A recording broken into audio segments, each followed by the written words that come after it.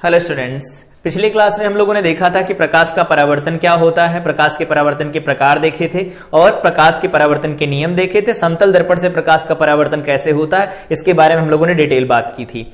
आज की क्लास में हम लोग देखेंगे कि गोलीय दर्पणों द्वारा प्रकाश का परावर्तन कैसे कराया जाता है। वैसे जब हम लोग प्रकाश के परावर्तन की परिभाषा देख रहे थे वहां पर देखा भी था कि अगर कोई गोलीय दर्पण होता है उस पर कोई आपतित किरण गिरती है या कोई किरण आकर के गिरती है तो उस पर अभिलंब खींचने के लिए उस बिंदु पर पहले स्पर्श रेखा खींची जाती है, फिर उसके ऊपर अभिलंब खींचा जाता है। तो गोलीय दर्पण की परिभाषा लिखी गई है कि वे दर्पण जिनकी परावर्तक तल या उनकी जो परावर्तक सतह होती गोलीय होती है तो गोलीय दर्पण कहलाते हैं। अब गोलीय दर्पण बनाए कैसे जाते हैं, तो अगर कोई कांच का गोला हो उसकी एक सतह को काट कर हटा दिया जाए। एक कोई कांच का गोला है, खोखला गोला है और उसका एक भाग काट दिया जाता है। जनरली जो छोटा भाग काट के अलग किया जाता है उसकी एक तरफ पॉलिश की जाती है। अगर पॉलिश उभरे हुए भाग पर की गई हो, यहां से हम लोग देख सकते हैं पॉलिश मान लेते हैं उभरे हुए भाग पर की गई हो, जैसे यहां पर उभरे भाग पर पॉलिश की गई, तो जो अंदर वाला भाग है वो कैसा है, तो ये परावर्तक सतह का काम करेगा। तो ये जो तल होगा यहां पर, ये जो तल है ये तल, ये परावर्तक सतह का काम करेगा, ये हो जाएगी परावर्तक सतह। और परावर्तक सतह अगर ये अंदर वाली बनेगी तो यहां पर जो दर्पण बनता है, गोलीय दर्पण जो बनता है, इस दर्पण को कहा जाता है अवतल दर्पण। अवतल दर्पण इसको कहते हैं हम लोग, दूसरा नाम होता है या अभिसारी दर्पण भी कहा जाता है। आगे हम लोग देखेंगे इसका अभिसारी गुण कैसे होता है। और दूसरी बात, अगर इसके अंदर वो दबे हुए भाग को पॉलिश कर दिया जाए, दबा भाग पॉलिश कर दिया जाए, मतलब अंदर वाला भाग पॉलिश कर दिया जाए, तो बाहर वाली जो सतह बनेगी वो कैसी हो जाएगी, तो परावर्तक सतह बाहर वाली अब बन जाएगी। तो अब की बार ये बाहर की सतह है, ये परावर्तक सतह का काम करेगी, ये है परावर्तक सतह। तो रिफ्लेक्टिंग सरफेस अगर बाहर वाली होती है तब हम कहते हैं कि जो दर्पण बन रहा वो दर्पण कैसा होगा, तो ये उत्तल दर्पण बनेगा, उत्तल दर्पण बनता है। या इसको हम कहते हैं अपसारी, अपसारी दर्पण। इंग्लिश में कहा जाता है डाइवर्जिंग मिरर, इसको इंग्लिश में कहा जाता है, इसको इंग्लिश में कहते हैं हम लोग कॉन्वेक्स मिरर, और इसको कहा जाता है इंग्लिश में कॉनकेव मिरर, कॉनकेव मिरर कहते हैं। ठीक है, इंग्लिश में भी ध्यान रखेंगे। इसे कहा जाता है कन्वर्जिंग मिरर और इसे कहा जाता है डाइवर्जिंग मिरर। ठीक है, अब इनसे जुड़ी कुछ परिभाषाओं के बारे में बात करें तो दर्पण की परिभाषा तो देख ली कि एक ऐसा दर्पण जिसकी जो परावर्तक सतह होती है वो गोलीय होती है। जनरली किया क्या जाता है, अगर इसके बारे में हम लोग बात करें तो अगर कोई कांच का खोखला गोला है, जैसे यहां पर कोई कांच का खोखला गोला था, इसमें से एक छोटे से भाग को काट के हटाया गया, तो जो भाग छोटा होता है, जो दो भाग किए जाते हैं कांच के खोखले गोले के, जो भाग छोटा होता है उसकी एक सतह को पॉलिश किया जाता है। वो पॉलिश सिल्वर की होती है, तो ध्यान रखेंगे Ag सिल्वर की पॉलिश होती है, क्योंकि ये अप्रोक्सीमेट 98% लाइट को रिफ्लेक्ट कर सकता है।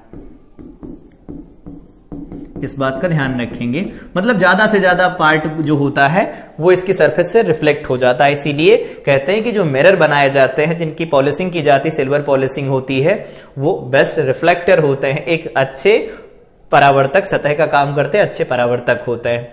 तो ये हो गया गोलीय दर्पण। अगर इनसे जुड़ी कुछ परिभाषाओं के बारे में बात करें तो इनकी सबसे पहले यहां पर हम लोग बात करते हैं, जैसे अभी यहां पर हम लोगों ने देखा कि इसे इसी गोले से काटा गया है, तो जिस गोले से काट के इन्हें अलग किया जाता है उसका जो केंद्र होता है उसको हम C से डिनोट करते हैं और इसे कहा जाता है वक्रता केंद्र। ठीक है, और जो यहां पर अभी हम लोगों ने बनाया, जैसे यहां पर ये जो बनाया हम लोगों ने, ये इस साइड में पॉलिश किया गया तो ये अवतल बन गया। इसमें इस साइड में पॉलिश कर दिया जाए, अंदर साइड में, तो अगर ये अंदर साइड में पॉलिश किया गया तो ये बन जाएगा उत्तल दर्पण। या अवतल दर्पण वो उत्तल दर्पण है। तो जिस गोले से काट करके इन्हें अलग किया जाता है उसका जो केंद्र होता है, उस गोलीय कोश का जो केंद्र होता है उसे कहते हैं हम वक्रता केंद्र। तो C क्या होता है, तो इस C को कहा जाता है वक्रता केंद्र। वक्रता केंद्र, वक्रता केंद्र क्या होता है, तो जिस गोले से काट करके दर्पण को अलग किया जाता है उसका केंद्र वक्रता केंद्र कहलाता है। यहां पर भी वही सेम, यहां कहीं पर इसका केंद्र होगा तो ये C हो जाएगा इसका वक्रता केंद्र। दूसरी परिभाषा क्या है, जो यहां पर परावर्तक सतह दी गई है, ये जो परावर्तक सतह दी गई है, तो जितना भाग परावर्तक सतह का काम करता है उसको हम कहते हैं, यहां पर पूरा का पूरा भाग, उसे हम कहते हैं दर्पण का द्वारक।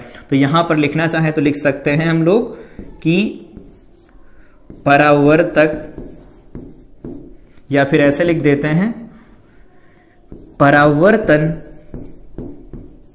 के लिए उपलब्ध भाग, उपलब्ध भाग क्या कहलाता है, तो वो कहलाता है द्वारक, द्वारक कहलाता है, दर्पण का द्वारक कहलाता है। ध्यान रखेंगे। Portion available for reflection. अब देखो कौन कौन सा भाई, यहां से लगा करके यहां तक का भाग जो होगा ये पूरा का पूरा क्या होगा, परावर्तन के लिए अवेलेबल रहेगा, परावर्तन के लिए उपलब्ध रहेगा। तो जो परावर्तन के लिए उपलब्ध भाग होता है दर्पण का, उसे हम दर्पण का द्वारक कहते हैं। ठीक है। अब यहां पर दूसरी डेफिनेशन क्या है, तो इस जो ये अभी द्वारक हम लोगों ने लिखा ये पूरा भाग होता है, लेकिन अगर इसके छोटे से भाग के बारे में बात करें तो इसका जो ज्योमेट्रिकल सेंटर होता है, यहां पर ध्यान रखेंगे कि जो दर्पण का अर्थ यहां से गोलीय दर्पण से है, दर्पण का ज्यामिति केंद्र, दर्पण का ज्यामिति केंद्र, ज्यामिति केंद्र, ठीक है, क्या कहलाता है, तो ये दर्पण का ध्रुव कहलाता है। इसे हम पोल कहते हैं, पी से डिनोट करते हैं। ठीक है। तो यहां पर ये हो गया दर्पण का ध्रुव, यहां पर भी हो जाएगा दर्पण का ध्रुव, जिसे हम पी से डिनोट करते हैं। ठीक है।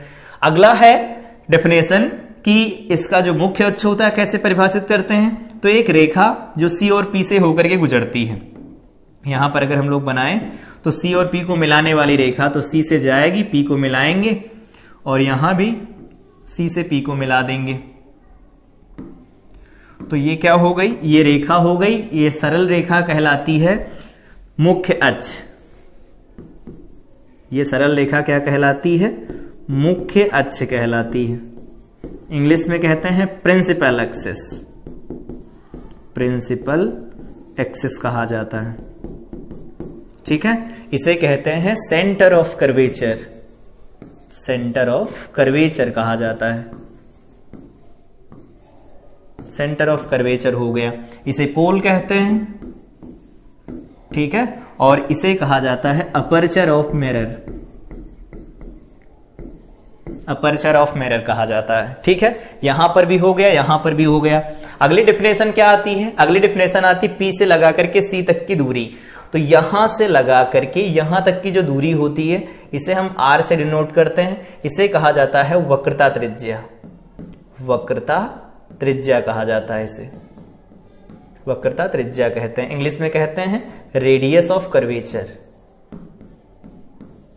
रेडियस ऑफ कर्वेचर कहा जाता है इसे। अगला, यहां पर ये सी से पी को मिलाने वाली लाइन मुख्य अक्ष हो गई, यहां से यहां तक की दूरी को कहा जाता है आर से प्रदर्शित करते हैं, वक्रता त्रिज्या हो गई। यहां तो ये डेफिनेशन होती है। अगली डेफिनेशन होती है मुख्य अक्ष। तो ये कुछ डेफिनेशन हो गई। अब आगे होती है मुख्य फोकस। यहां पर लिखना चाहें तो हम लिख सकते हैं मुख्य फोकस। अब मुख्य फोकस क्या होता है, तो मुख्य फोकस की डेफिनेशन हम लोग आगे नए पेज पर देखते हैं। वैसे होता क्या है, जैसे यहां पर मुख्य अक्ष के समांतर किरणें आती हैं जो मुख्य अक्ष के बहुत पास होती हैं, उनको हम पैराएक्सियल रेज कहते हैं, अच्छी किरणें कहा जाता है। तो अगर पैराएक्सियल रेज आती है, इसके पास समीप होती हैं, तो वो परावर्तन के पश्चात जहां से गुजरती है मुख्य अक्ष के जिस बिंदु से, उसी को मुख्य फोकस कहा जाता है। ठीक है। देखते हैं अगले पेज पर इसे। यहां पर देखो लिखा भी गया। अभी हम लोगों ने देखा ध्रुव क्या होता है, एक एक करके सबकी डेफिनेशन लिख लेते हैं। तो सबसे पहली डेफिनेशन हम लोगों ने लिखी कि ध्रुव क्या होता है। तो ध्रुव क्या होता है, ज्यामिति केंद्र होता है। तो दर्पण का, छोटी छोटी डेफिनेशन लिख लेते हैं, दर्पण का ज्यामिति केंद्र,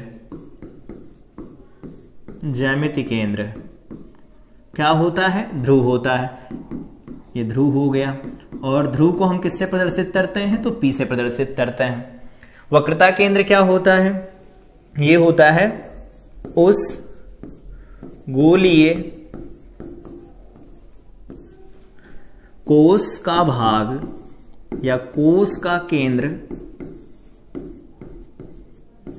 जिससे दर्पण काटा गया है, जिससे दर्पण काटा गया हो।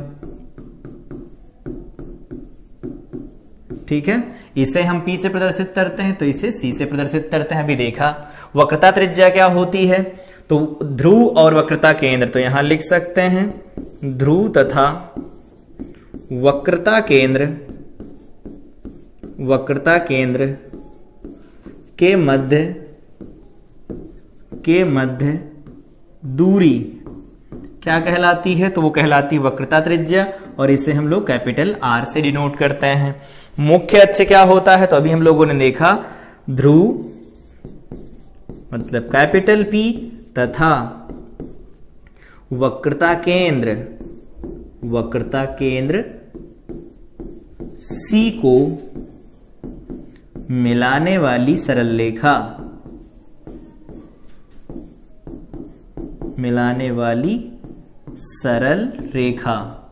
ये क्या कहलाती है, ये कहलाती है मुख्य अक्ष। तो छोटी छोटी परिभाषाएं याद रखेंगे, उतना ज्यादा डिटेल नहीं। अगर कोई पूछे ध्रुव क्या होता है, तो दर्पण जो भी होगा, गोली दर्पण, उसका ज्यामिति केंद्र जहां होगा वो हम कहेंगे ध्रुव है। वक्रता केंद्र क्या होता, उस गोली कोश का केंद्र जिससे दर्पण काटा गया हो। वक्रता त्रिज्या क्या होती, ध्रुव तथा वक्रता केंद्र के मध्य की दूरी को वक्रता त्रिज्या कहते हैं। मुख्य अक्ष क्या होता है, तो P और C को मिलाने वाली सरल रेखा मुख्य अक्ष कहलाती है। अब आगे बढ़ते हैं, मुख्य फोकस के बारे में बात करते हैं, जो अभी हम लोगों ने कहा। इधर मुख्य फोकस क्या होता है, तो अगर हम दोनों दर्पण बनाए, जैसे ये दर्पण बना लिया, इस दर्पण के बारे में यहां पर हम लोग पॉलिश कर देते हैं उभरे हुए भाग पर, तो ये अवतल बन गया। और अगर इस तरह से हो और इसके दबे हुए भाग में पॉलिश कर दी जाए, तो दबे भाग में अगर पॉलिश करेंगे हम लोग यहां से, तो कैसा बन जाएगा, उत्तल दर्पण बन जाएगा। इन दर्पण में हम लोगों को देखना है, ये लाइन है इसका, अभी हम लोगों ने देखा कि ये मुख्य अक्ष होता है, ये इसका मुख्य अक्ष हो गया। मुख्य फोकस क्या होता है, तो डेफिनेशन दी जाती कि वे किरणें जो इस मुख्य अक्ष के पास में समीप होती हैं, मुख्य अक्ष के समीप होती हैं, जैसे यहां पर है, ये देखो मुख्य अक्ष के समीप किरणें आ रही हैं। तो जो मुख्य अक्ष के समीप किरणें होती हैं, परावर्तन के पश्चात जिस बिंदु से जाती हैं, तो यहां जिस बिंदु से ये गुजरेंगी, यहां से जिस बिंदु से गुजरेंगी, तो जहां पर ये मिलेंगी वहां पर क्या होगा, उसी पॉइंट को बोला जाता है प्रिंसिपल फोकस, मुख्य फोकस बोला जाता है। तो ये अनंत से आने वाली किरणें थी, दर्पण से परावर्तन के पश्चात जहां पर मिलती हैं उन्हें हम क्या कहते हैं, तो वो होता है अवतल दर्पण का मुख्य फोकस। अब लेकिन फोकस तो अनंत सारे होंगे, बहुत सारे फोकस होंगे, लेकिन मुख्य फोकस सिर्फ एक ही होता है। यहां पर भी यही बात करते हैं, जैसे मान लेते हैं कि यहां पर किरणें आ रही इधर से, ये समांतर किरणें हैं जो मुख्य अक्ष के समीप किरणें हैं, ये मुख्य अक्ष के समीप किरणें हो गई, ये आती हैं। अब इसकी प्रॉपर्टी क्या होती है, ये है तो डाइवर्जिंग नेचर का, तो अगर ये डाइवर्जिंग नेचर का होगा तो ये क्या करेगा, किरणों को फैलाने की कोशिश करेगा, तो ये किरण इधर वापस जाएंगी। कैसे जाती हैं वो हम लोगों ने देख लिया था परावर्तन जब पढ़ा था, तो ये इधर जा रही है वापस। अब अगर हम लोग इनको स्टैंड करें, मिलाएं, यहां पर देखेंगे, इनको पीछे की तरफ बढ़ाएं तो ऐसा लगेगा इसी किसी पॉइंट से, यहां से कहीं से आ रही हैं। इसको कहीं बढ़ाएं तो ऐसा लगेगा यहां कहीं से निकल रही हैं। तो जिस बिंदु से निकलती हुई प्रतीत होती उसी को मुख्य फोकस कहा जाता है। तो मुख्य फोकस क्या होता है, मुख्य अक्ष के समांतर आने वाली प्रकाश किरणें जो मुख्य अक्ष के अत्यधिक समीप होती हैं, ध्यान रखना अत्यधिक समीप होती, उन्हीं को कहा जाता है paraxial rays, paraxial rays कहा जाता है। और जो मुख्य अक्ष से दूर होती हैं उनको हम कहते हैं मार्जिनल रेज। तो हमारे बोर्ड के सिलेबस में मार्जिनल रेज के बारे में नहीं पढ़ना है, केवल और केवल पैराक्सियल रेज के बारे में पढ़ना है। तो पैराक्सियल रेज क्या होती हैं, मुख्य अक्ष के समांतर और उसके निकट जो किरणें होती हैं उनको हम कहते हैं पैराक्सियल रेज। पैराक्सियल रेज के लिए मुख्य फोकस इस तरह से परिभाषित करते हैं कि मुख्य अक्ष के समांतर आने वाली प्रकाश किरणें दर्पण से परावर्तन के पश्चात जिस बिंदु पर मिलती हैं, मुख्य अक्ष के जिस बिंदु पर मिलती हैं अथवा मिलती हुई प्रतीत होती हैं, मिलती हुई प्रतीत किस में होंगी? उत्तल दर्पण में। उसे हम क्या कहते हैं? मुख्य फोकस कहते हैं, दर्पण का मुख्य फोकस कहा जाता है। अगला है फोकस तल क्या होता है? फोकस परिभाषित कर लिया, तो फोकस तल कैसे परिभाषित करेंगे? तो इस तरह से परिभाषित करते हैं, जैसे ये हमारे पास दर्पण है, ये कौन सा दर्पण है? तो ये अवतल दर्पण है। यहां पर अभी हम लोगों ने देखा कि ये होता है इसका मुख्य अक्ष, और ये अगर मुख्य अक्ष हो गया तो हम यहां पर फोकस को परिभाषित कर ही चुके हैं, तो ये हो गया फोकस हमारे पास। तो फोकस तल परिभाषित ऐसे किया जाता है, कोई ऐसा कुछ इस तरह से, कुछ इस तरह से परिभाषित किया जाता है। एक ऐसा तल, यहां पर डिफिनेशन लिखना चाहे तो लिख सकते हैं, एक ऐसा तल जो कहां से गुजरे? मुख्य फोकस से होकर गुजरता है, लेकिन मुख्य अक्ष के लंबवत होता है, उसे हम क्या कहते हैं? फोकस तल कहते हैं। तो परिभाषा क्या लिखेंगे? यहां से परिभाषा लिख लेते हैं। परिभाषा लिखी जाएगी, वह तल जो मुख्य अक्ष के लंबवत हो, एक ऐसा तल जो मुख्य अक्ष के लंबवत हो तथा मुख्य फोकस से होकर गुजरता हो, मुख्य फोकस से होकर गुजरता हो, मुख्य फोकस से होकर गुजरता हो, वो क्या कहलाएगा? वो फोकस तल कहलाएगा। ठीक है। मार्जिनल रेज जब ये परावर्तित होती हैं वो कहां मिलती है? तो फोकस के तल में मिलती, फोकस पर नहीं मिलती। इसलिए मार्जिनल रेज के बारे में हमें बोर्ड में नहीं पढ़ना है, केवल और केवल पैराक्सियल रेज के बारे में हम लोग बात करेंगे। ठीक है, आगे बढ़ते हैं। आगे है फोकस दूरी क्या होती है। तो अभी हम लोगों ने फोकस को परिभाषित किया, तो ध्रुव से लगाकर के फोकस तक की दूरी को फोकस दूरी कहा जाता है। तो परिभाषा लिखते हैं, दर्पण के ध्रुव तथा मुख्य फोकस के मध्य की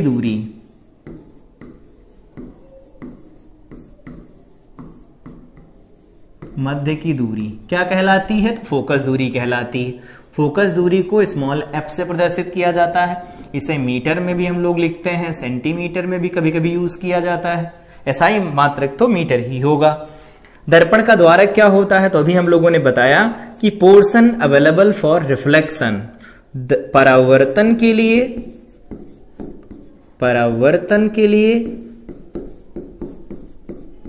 उपलब्ध भाग, दर्पण का वो भाग जो परावर्तन के लिए उपलब्ध होता है उसे हम दर्पण का द्वारक कहते हैं, द्वारक कहा जाता है। और दर्पण के द्वारक में अगर बात करें तो जो भी हम इस चैप्टर में पढ़ रहे होंगे, दर्पण का द्वारक छोटा ही रहेगा। दर्पण का द्वारक छोटा लेकर के हम चीजों को एज्यूम करेंगे। मिरर फार्मूला जैसे दर्पण का सूत्र होता है वो भी डेराइव करेंगे। R बराबर क्या होता है? 2F होता है, वो भी हम लोग छोटे दर्पण के लिए परिभाषित करेंगे। तो ये हो गया दर्पण का द्वारक, ये हो गई फोकस दूरी। इधर हम लोगों ने देखा मुख्य फोकस क्या होता है और फोकस का तल क्या होता है। यहां पर पढ़ा कि दर्पण का ध्रुव कैसे परिभाषित करते हैं, वक्रता केंद्र, वक्रता त्रिज्या और मुख्य अक्ष क्या होते हैं। यहां पर उसके बारे में हम लोगों ने बात की टोटल। ठीक है, अब आगे बढ़ते हैं और देखते हैं प्रतिबिंब बनाने के नियम क्या है। तो इस प्रतिबिंब बनाने के नियम हम लोग क्लास 10th से जानते हैं। पहला नियम जैसे देखें तो पहला नियम क्या होता है कि अगर कोई दर्पण है, यहां पर ये है, ये कौन सा दर्पण हुआ? तो ये हो गया अवतल दर्पण। यहां कौन सा दर्पण हुआ? तो यहां हो गया उत्तल दर्पण। इनके मुख्य अक्ष सारी चीजें बना दी जाती हैं। ये देखो बना दिया मुख्य अक्ष इसका, ये मुख्य अक्ष इसका बन गया। तो अगर प्रकाश किरणें आकर आपतित होंगी इस पर, तो पहला पॉइंट यही है बनाने का प्रतिबिंब का नियम कि अगर समांतर किरणें आती, जिनको हम कहते हैं पैराएक्सियल रेज, वो परावर्तन के पश्चात कहां से पास होती हैं? तो मुख्य फोकस से गुजरती हैं। यहां पर क्या होता है? समांतर जो किरणें आती हैं वो कहां से निकलती हुई प्रतीत होती हैं? तो मुख्य फोकस से निकलती हुई प्रतीत होती हैं। पहला नियम बन गया। ठीक है, लिखना चाहेंगे तो लिख लेंगे। मुख्य अक्ष के समांतर आने वाली प्रकाश किरणें दर्पण से परावर्तन के पश्चात फोकस से गुजरती हैं। ब्रैकेट में लिखेंगे क्या, अवतल दर्पण अथवा फोकस से निकलती हुई प्रतीत होती हैं, ब्रैकेट में क्या लिखेंगे, उत्तल दर्पण। दूसरा पॉइंट अगर डिस्कस करें हम लोग तो दूसरा पॉइंट क्या है, तो दूसरा पॉइंट है कि अगर कोई प्रकाश किरण, तीसरा पॉइंट, अगर कोई प्रकाश किरण आकर के दर्पण पर आपतित होती है लेकिन वो कहां से आ रही हो, वो आ रही हो वक्रता केंद्र से, तो वो अपने पाथ को दोबारा रिपीट करती है कुछ इस तरह से। यहां पर अगर हम लोग देखें तो प्रकाश किरण अगर C से होकर गुजर रही है, यहां कहीं पर वक्रता केंद्र C है, इधर से जा रही प्रकाश किरण इधर से जा रही है, तो जब दर्पण पर टकराएगी तो हम लोगों को पता है अभिलंब जो खींचा जाता है इस वक्राकार सतह के लिए वो कहां से खींचते हैं, C से खींचा जाता है, तो 90 डिग्री पर इंसिडेंट होगा। तो 90 डिग्री पर आकर के जब कोई प्रकाश की किरण टकराएगी दर्पण के साथ तो अपने पथ को दोबारा दोहराएगी, उसे मार्ग से लौट जाएगी। जैसे यहां पर है और ये मान लेते हैं कि ये जा रही है कहां, C पर जा रही है, तो ये अपने पाथ को दोबारा रिट्रेस करती है, अपने पथ को दोबारा दोहराती है। तो ये 2 पॉइंट हो गए।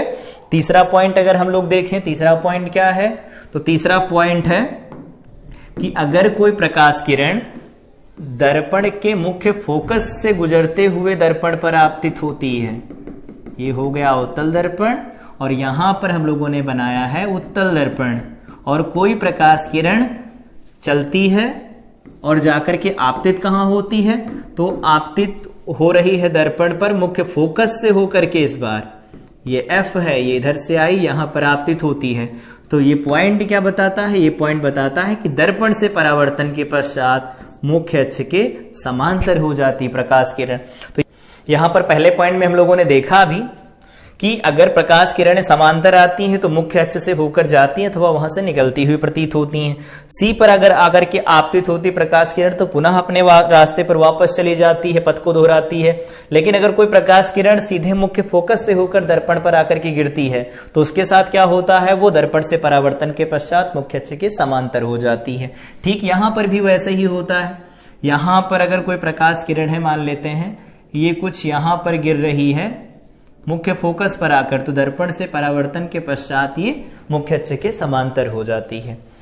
थर्ड हो गया, लास्ट है फोर्थ पॉइंट, अगर कोई प्रकाश किरण आकर के आपतित होती है गोलीय दर्पण के ऊपर, ध्रुव के ऊपर सीधे आकर गिरे, तो ध्रुव पर आकर के जब प्रकाश किरण आपतित होती तो उसके साथ क्या होता है, तो जितने कोण पर आकर के आपतित होती है वो मुख्य अक्ष के साथ, उतने ही कोण पर वो वापस चली जाती है। जैसे यहां कहीं पर आकर के गिरी प्रकाश किरण, तो जितने कोण पर आकर के आपतित होती है उतने ही कोण पर वापस चली जाती, सिमेट्रिक सममित रहता है ये कोण। यहां पर भी वही सेम, अगर ये प्रकाश किरण इधर आकर के आपतित होगी तो ये इधर वापस चली जाएगी। तो ये 4 नियम होते हैं। तो जब कोई प्रकाश किरण दर्पण के ध्रुव पर आपतित होती है तो मुख्य अक्ष के साथ जितना कोण बना करके आती है उतने ही कोण पर वो मुख्य अक्ष से बनाते हुए वापस चली जाती है। यहां पर फोकस पर आकर आपतित होगी तो दर्पण से परावर्तन के पश्चात मुख्य अक्ष के समांतर हो जाएगी। यहां पर हम लोगों ने देखा C पर आपतित होती तो अपने पथ को दोबारा दोहराती है। यहां पर समांतर अगर प्रकाश किरणें आ रही हैं तो दर्पण से परावर्तन के पश्चात वो कहां से जाती, फोकस से जाती हैं अथवा फोकस से निकलती हुई प्रतीत होती हैं। तो इस केस में हो जाएंगी, इस केस में निकलती हुई प्रतीत होंगी। अब आगे बात करते हैं अवतल दर्पण से प्रतिबिंब कैसे बनाया जाता है। तो अगर हम लोग पहले पॉइंट के बारे में बात करें तो वस्तुओं को हम लोग अलग अलग स्थितियों पर रखते हैं। जैसे पहली स्थिति हम लोग डिसाइड करते हैं कि वस्तु अनंत पर स्थित है, वस्तु अनंत पर स्थित है, अनंत पर स्थित है। तो अगर वस्तु अनंत पर स्थित होगी तो इससे क्या होगा, कहां पर प्रतिबिंब बनेगा, ये सारी बातें हम लोग देखते हैं। अवतल दर्पण के बारे में अभी पढ़ रहे हैं तो अवतल दर्पण के बारे में बताते हैं। इधर ये ऐसा बन गया, ये हो गया हमारे पास P, यहां होता है कहीं पर F, यहां कहीं पर होता है C। अब तो सारी परिभाषाएं हम लोगों ने देख ली हैं। तो अगर वस्तु अनंत पर स्थित होगी तो अनंत से प्रकाश किरणें जो आएंगी वो मुख्य अक्ष के समांतर आएंगी। ध्यान रखेंगे, जब भी कभी वस्तु अनंत पर स्थित मानी जाएगी तो प्रकाश किरणें मुख्य अक्ष के समांतर आएंगी। तो अगर समांतर आ रही हैं तो दर्पण से परावर्तन के पश्चात कहां से गुजरती हैं, तो हम लोगों अभी नियम पढ़ा हम लोगों ने कि दर्पण से परावर्तन के पश्चात कहां से गुजरती, तो मुख्य फोकस से होकर गुजरती हैं। तो प्रतिबिंब कहां बनेगा, प्रतिबिंब कहां बनेगा, तो प्रतिबिंब कहां बनेगा, फोकस पर, मुख्य फोकस लिखेंगे, फोकस पर बनेगा। ठीक है, कैसा होगा, वास्तविक होगा, क्योंकि वास्तव में किरणें मिल रही हैं तो वास्तविक हो जाएगा। ठीक है, वास्तविक प्रतिबिंबों के बारे में तो यहां याद रखेंगे, अगर प्रतिबिंब वास्तविक होता है तो जो प्रतिबिंब बनता है वो उल्टा बनता है, और यहां पर बहुत छोटा बन रहा है बिंदु रूप में, तो बहुत छोटा बना है। यहां जो प्रतिबिंब बना है वो बहुत छोटा बना है, बहुत छोटा मतलब बिंदु रूप में है। दूसरी बात, अगर हम बात करते हैं कि अनंत पर नहीं है, अनंत और सी के बीच में वस्तु स्थित है, तो क्या होगा, तो अगले पॉइंट के बारे में बात करें तो दूसरा पॉइंट है जब वस्तु कहां पर स्थित हो, तो जब वस्तु अनंत तथा सी के मध्य स्थित हो, सी के मध्य स्थित हो। तो अगर अनंत और सी के मध्य स्थित होगी वस्तु, क्या होगा, यहां पर हम लोग दर्पण फिर से बनाते हैं। ये हो गया हमारे पास अवतल दर्पण, ये हो गया इसका मुख्य अक्ष, ये P हो गया, ये F हो गया, ये C हो गया। ऑब्जेक्ट कहां रखी गई, तो वस्तु इस बार रखी गई है C और F के बीच में, तो यहां कहीं पर रख लेते हैं वस्तु को। ये वस्तु है जिसका नाम है A और ये B है। यहां से प्रकाश किरणें जाएंगी, कोई भी दो किरणें हमें चाहिए, एक समांतर भेज दिया, ये कहां से जाएगी, फोकस से होकर के गुजरेगी, और दूसरी प्रकाश किरण जहां भेजना चाहे भेज दें, चाहे P पर आपतित करवा लें, चाहे C से करवा लेते हैं। तो मान लेते हैं कि ये कहां आपतित हो रही है, ध्रुव पर आपतित हो रही है, तो ध्रुव पर जितने पर आपतित होती उतने ही कोण बनाते हुए बाहर जाती है, तो यहां कहीं पर मिलेंगे, तो यहां कहीं पर इनका प्रतिबिंब बनेगा। तो अगर ये A है तो ये A डैश बन जाएगा और ये B डैश बन जाएगा। प्रकृति लिखे तो कहां बनेगा, तो स्थिति पोजीशन कहां है इसकी, तो C तथा F के मध्य है, C तथा F के मध्य बना है। ठीक है, दूसरा पॉइंट है प्रकृति क्या होगी, तो प्रकृति क्या है, वास्तव में किरणें मिल रही हैं तो वास्तविक होगा, छोटा है छोटा रहेगा, वास्तविक हो गया, छोटा हो गया, और कैसा होगा, उल्टा बना है तो उल्टा लिख देंगे हम लोग इसे। ठीक है, तो यहां पर भी उल्टा था, वहां पर भी उल्टा, यहां बिंदु रूप में बना था तो वो दिख नहीं रहा था, वहां दिख रहा है। अगले पॉइंट के बारे में बात करें, तीसरा पॉइंट कहां पर है, वस्तु रख ली गई, अब सी पर रखते हैं। जब वस्तु कहां स्थित हो, सी पर स्थित हो, सी पर स्थित हो, तो जब वस्तु सी पर स्थित होगी तो उसके साथ क्या होगा, कुछ इस तरह का P हो गया, ये F हो गया, ये C हो गया। तो अगर यहां पर वस्तु उपस्थित है C के ऊपर, तो याद रखेंगे जब भी C के ऊपर वस्तु उपस्थित होती है तो उसका प्रतिबिंब C पर ही बनता है। जैसा है, यहां पर कोई वस्तु उपस्थित है, यहां से प्रकाश किरण समांतर गिराई, फोकस से चली गई, दूसरी प्रकाश किरण मान लेते हैं F की बार, ये फिर से फोकस से ही पास हो रही है, तो फोकस से पास होती है तो दर्पण से परावर्तन के पश्चात कहां से जाती है, तो ये जाती है मुख्य अक्ष के समांतर हो जाती है। ठीक है, तो अगर ये A है, ये B डैश है, तो यहां पर ये A डैश बनेगा, ये B डैश बनेगा। स्थिति कहां है, तो स्थिति के बारे में लिखे तो वही बना जहां वस्तु थी, तो स्थिति है C पर। प्रकृति कैसी है, तो इसकी प्रकृति दे रखी है हमें उल्टा तो है ही, साथ में वास्तविक है, लेकिन इस बार छोटा बड़ा नहीं है, वस्तु के बराबर आकार का है, वस्तु के बराबर, इसका आकार वस्तु के बराबर है। ठीक है, ध्यान रखेंगे। तो जब भी न्यूमेरिकल में बात की जा रही हो कि प्रतिबिंब जो बन रहा वस्तु के आकार के बराबर है, तो उस केस में ध्यान रखेंगे वस्तु कहां रखी गई होगी, दर्पण के वक्रता केंद्र पर होगी वस्तु। अब अगले पॉइंट के बारे में बात करें तो फोर्थ पॉइंट में कहां अब वस्तु रख लेते हैं, C और F के मध्य, तो लिख देते हैं जब वस्तु C तथा F के मध्य स्थित हो, मध्य स्थित हो। तो जब वस्तु सी तथा एफ के मध्य स्थित होगी तो क्या होगा, ये फिर से बना लिया हम लोगों ने दर्पण, अवतल दर्पण है ये। यहां पर हो गया P, यहां पर F बनेगा, यहां C बन जाएगा। अब प्रकाश किरणें कैसे आ रही होंगी, तो यहां कहीं पर है वस्तु अब की बार हम लोगों के पास, ये A हो गया, ये B हो गया, ये B हो गया। यहां से प्रकाश किरण पहले समांतर भेज देते हैं, एक फोकस से चली जाएगी। दूसरी प्रकाश किरण को कहां से भेज देते हैं, तो दूसरी इस बार मान लेते हैं कि गिर रही है ध्रुव के ऊपर, तो ध्रुव पर भेज देते हैं। ये ध्रुव पर आकर के गिरी। इनको बढ़ाया जाए तो बढ़ाएंगे तो यहां कहीं पर देखो काटती हुई नजर आ रही हैं, तो यहां काटेंगे तो इनका प्रतिबिंब यहां कहीं पर बनेगा। तो अगर ये A है तो ये A डैश बनेगा, ये B है तो ये B डैश बनेगा। इस बार प्रतिबिंब बड़ा बना है। तो सबसे पहली बात, स्थिति कहां पर बना है ये प्रतिबिंब, तो कहां बना है, अनंत तथा C के मध्य, अनंत तथा C के मध्य, या C से परे लिख सकते हैं। दूसरा, प्रकृति क्या होगी इसकी, तो प्रकृति में लिखा जाए तो क्या लिख सकते हैं, वास्तविक है, बिल्कुल है, वास्तविक है। अगला पॉइंट क्या होगा, तो अगला लिख सकते हैं वस्तु से बड़ा है, वस्तु से बड़ा है मतलब आवर्धित है, मैग्निफाइड है, साथ में उल्टा प्रतिबिंब बना है। तो ये पॉइंट हो गया। अब कौन सा पॉइंट बचा, फोकस पर रखते हैं, फोकस और ध्रुव के मध्य रख लेते हैं। तो आगे बढ़ते हैं, अगला पॉइंट क्या है, तो अब तक कितने पॉइंट हो गए, तो अब तक हम लोगों ने देख लिया 4 पॉइंट।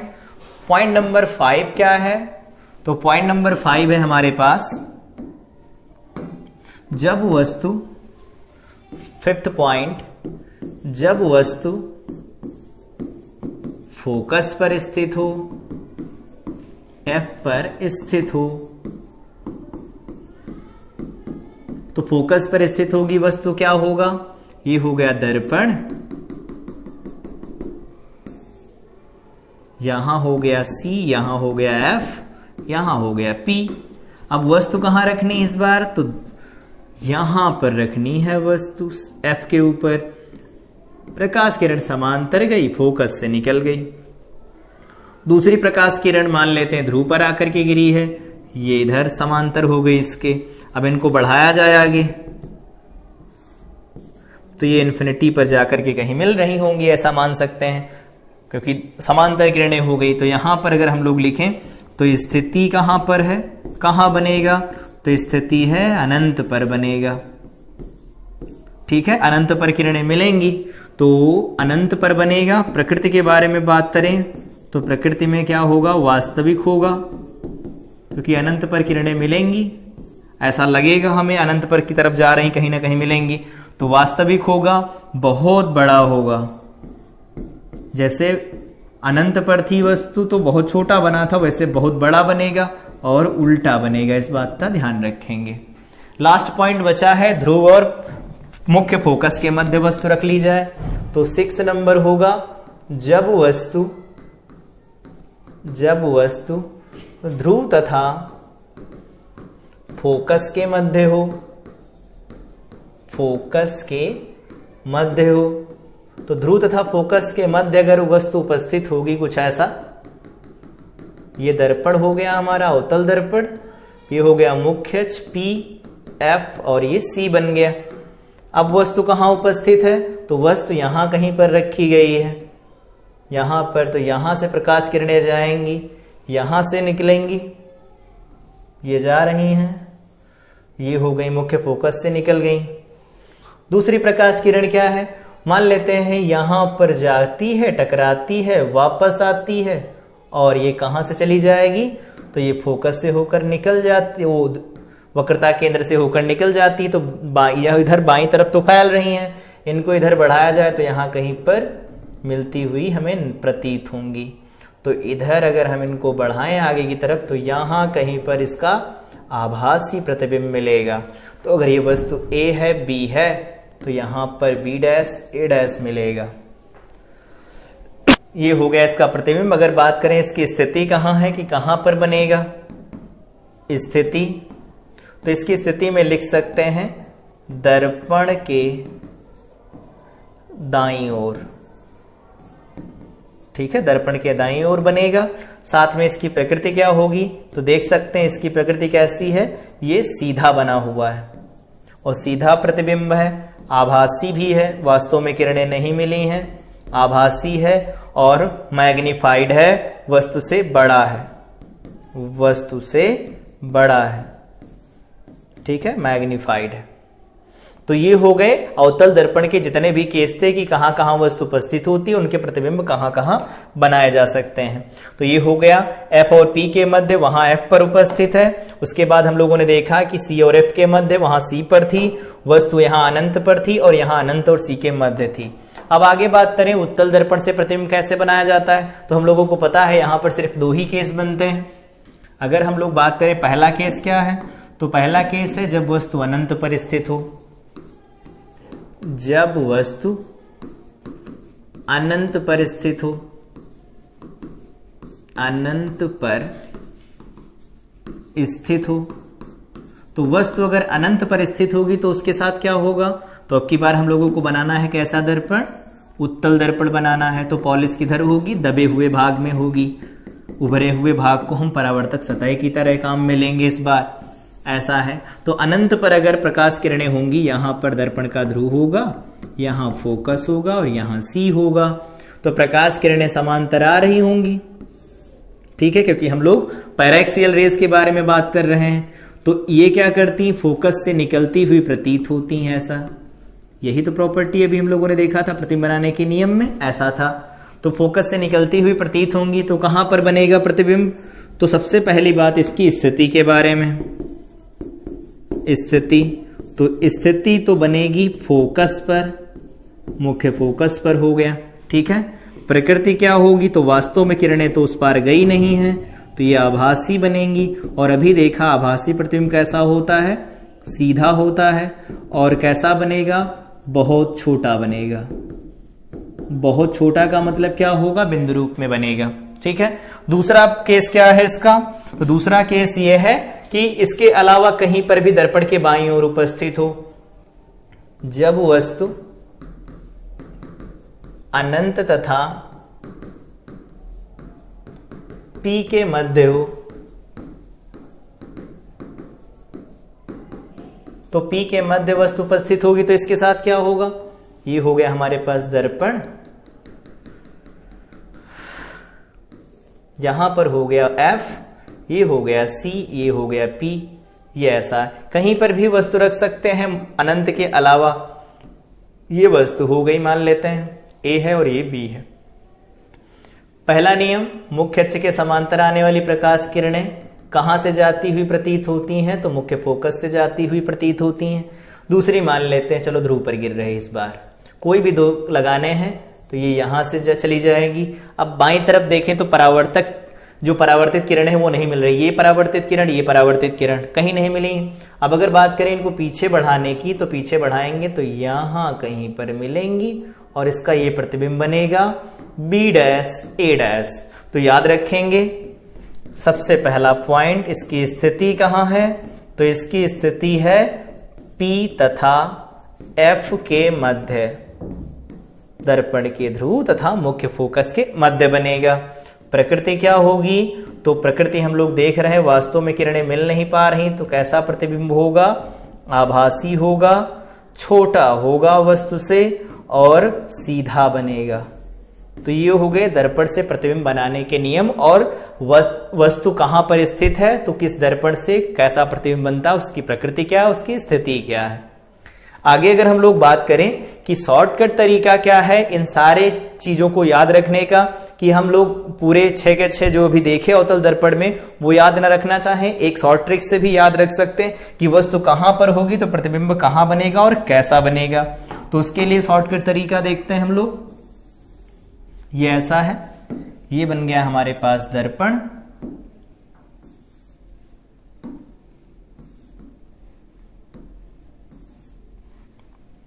ये बन गया दर्पण हमारे पास। इसको कर देते हैं इधर से पॉलिश, बन गया अवतल दर्पण। अब हम लोग यहां पर बनाते हैं मुख्य अक्ष, ये बन गया मुख्य अक्ष। साथ ही हम लोगों को यहां पर मार्क करने हैं पॉइंट, जैसे ये दर्पण का ध्रुव होता है P, यहां कहीं पर होता है फोकस F, यहां कहीं पर होता है वक्रता केंद्र C। अब हमें यहां पर लाइनें मार्क करनी है, इनको अलग अलग जोन में डिवाइड करना है। यहां पर ये पहला भाग बनेगा,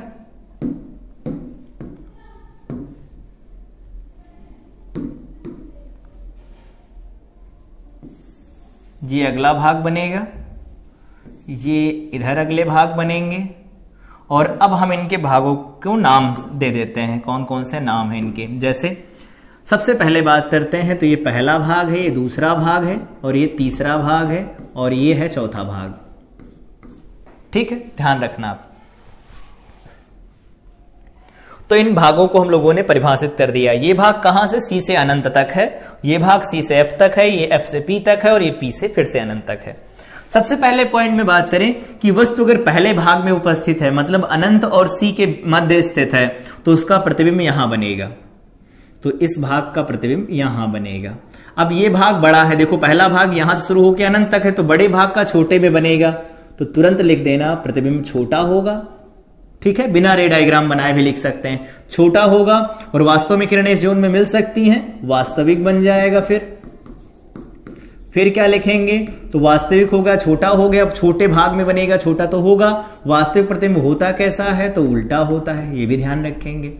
अगला पॉइंट, अगर दूसरे भाग में वस्तु उपस्थित, तो दूसरे भाग में वस्तु अगर उपस्थित होती तो उसका प्रतिबिंब पहले भाग में बनता है, तो छोटे भाग का प्रतिबिंब बड़े भाग में बनेगा, तो बड़ा होगा, तुरंत लिख देंगे बड़ा होगा।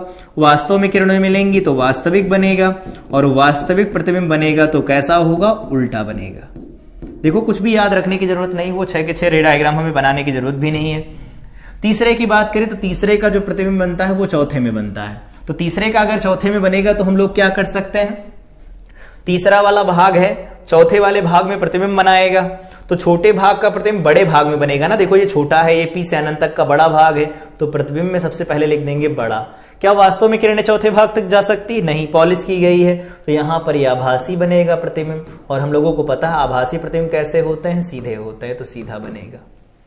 अगला पॉइंट ये देखो, अगर चौथे में वस्तु उपस्थित होती तो उसका प्रतिबिंब यहां बनता। अब ये कह सकते हैं कि सर यहां पेंट किया गया, चौथे में वस्तु कैसे उपस्थित हो सकती है, तो चौथा ले रहे हैं हम लोग उत्तल दर्पण के लिए, कि उत्तल दर्पण में क्या होता है, ध्रुव से परे वस्तु उपस्थित होती, तो इधर कहीं पर वस्तु उपस्थित होगी, अंदर पेंट करेंगे, तो इस भाग में वस्तु उपस्थित होगी, तो इस भाग में उसका प्रतिबिंब बनेगा। तो बड़े भाग का छोटे में बनेगा तो क्या होगा, छोटा होगा। और अगर इसको अंदर की तरफ से कलाई किया गया होगा तो बाहर वाली सतह परावर्तक सतह होगी, तो हम यहां से ध्यान रख सकते हैं किरणें उस पार नहीं जाएंगी वास्तव में, तो यहां प्रतिबिंब कैसा बनेगा, आभासी बनेगा। और आभासी प्रतिबिंब कैसे होते हैं, तो वो सीधे होते हैं, तो सीधा बनेगा। तो इस बात को ध्यान रख सकते हैं। तो वहां पर जो अभी हम लोगों ने पढ़ा कि 6 अलग अलग कंडीशन के लिए कि प्रतिबिंब कहां बनेगा, कैसा बनेगा, तो उन चीजों को अगर याद रखना चाहें तो इस शॉर्ट ट्रिक से याद रख सकते हैं। पहले भाग का दूसरे में बनेगा, दूसरे का पहले में बनेगा, तीसरे का चौथे में बनेगा, और चौथे का पहले में बनेगा। चौथे का पहले में बनेगा का क्या मतलब है, उत्तल दर्पण के लिए मान्य है। ठीक है, ध्यान रखना इस बात का। तो ये होता है शॉर्टकट तरीका कि हम याद रख सकते हैं। आंसर अगर क्वेश्चन लगा रहे होते हैं, न्यूमेरिकल अगर लगा रहे होते हैं, और आंसर में हमें ये मेंशन करना रहता है कि प्रकृति क्या होगी, प्रतिबिंब कहां बनेगा, तो कहां बनेगा, तो न्यूमेरिकल से निकाल लेते हैं। प्रतिबिंब की प्रकृति निकालने के लिए हमें आवर्धन निकालना पड़ता है, आवर्धन निकाले बिना भी हम उसकी प्रकृति बता सकते हैं, अगर ये शॉर्टकट तरीका हमें पता होता है तो ये था गोलीय दर्पण, और गोलीय दर्पण से प्रतिबिंब कैसे बनते हैं। अगली क्लास में जब हम लोग मिलेंगे तो बात कर रहे होंगे कि वक्रता, त्रिज्या और फोकस दूरी में क्या संबंध होता है, दर्पण का सूत्र कैसे निकाला जाता है, और गोलीय दर्पण के लिए आवर्धन का सूत्र कैसे निगमित कर सकते हैं। ठीक है, तो तब तक के लिए इस क्लास को रिवाइज कीजिए। मिलेंगे अगली क्लास में। Till then I wish you all the best.